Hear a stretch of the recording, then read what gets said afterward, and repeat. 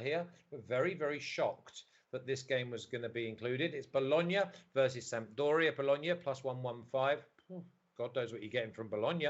Sampdoria at plus 255. This has been a season of just wipe your mouth and rush to next year. Over 2.5 at plus 105. That could be one of those end of seasons goals. Could see anything. The draw at plus 245. Matty, what do you see in this game? Because Sampdoria are like not Sampdoria of last year. Bologna were a tough team to beat last year. This year seems to the whole season's passed these two by. Yeah, so this is actually, these are kind of some crazy numbers because I feel like I'm going off more so of head-to-head stats than I am of the actual overall season statistics, because I'm going to weigh the head-to-head record a little bit heavier for this game. So the over 2.5 overall is actually only graded at 47%. Both teams' scores graded at 37%, which is absolutely terrible. Those are very, very low grades. But what I do like about this game is the fact that the last 6, 7, 8 times that they played, all the way back to December 2018, the game has gone over 2.5. And both teams have scored in 7 of those 8 fixtures. I actually think that Bologna could have some momentum coming off of that win, off of that draw, which was basically a win for them against Milan. But I think they could score twice in this game. I think Sampdoria's defense really is that bad. It's more than bad. Yeah, I agree. If they were playing against anyone else, Matty, I'd go with a home win. Yeah, so I don't really Bologna is my least favorite team. Okay, like I really don't trust them. So I just can't take them to win the game. I just believe that either of these teams really do have the capability to score twice. Bologna has done that in 50% of their home matches, surprisingly.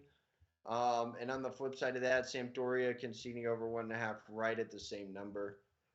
So I do like that. I lean Bologna to win the game. I kind of lean their team total too, but I do like this over, and it is at plus 115 this week. Yeah, I think if you're going to see goals, if we see over 2.5 goals in this game, then I think Sampdoria are great value, because I cannot trust Bologna going forward, Mina. Well, they haven't. I mean, they haven't scored in 6 of the last 8 matches.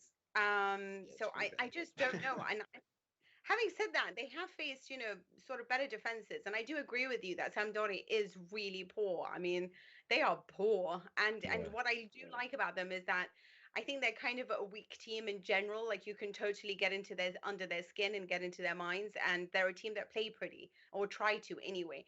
And Bologna, I do think, are a lot more stronger. Now, the other thing is, on a psychological level, Mihailovic, their coach, this is the Bologna coach, is back getting treatment for leukemia.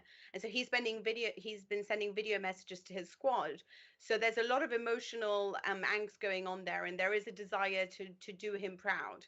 Weirdly enough, the team tends to really respond to him, because this is the second time he's going through this.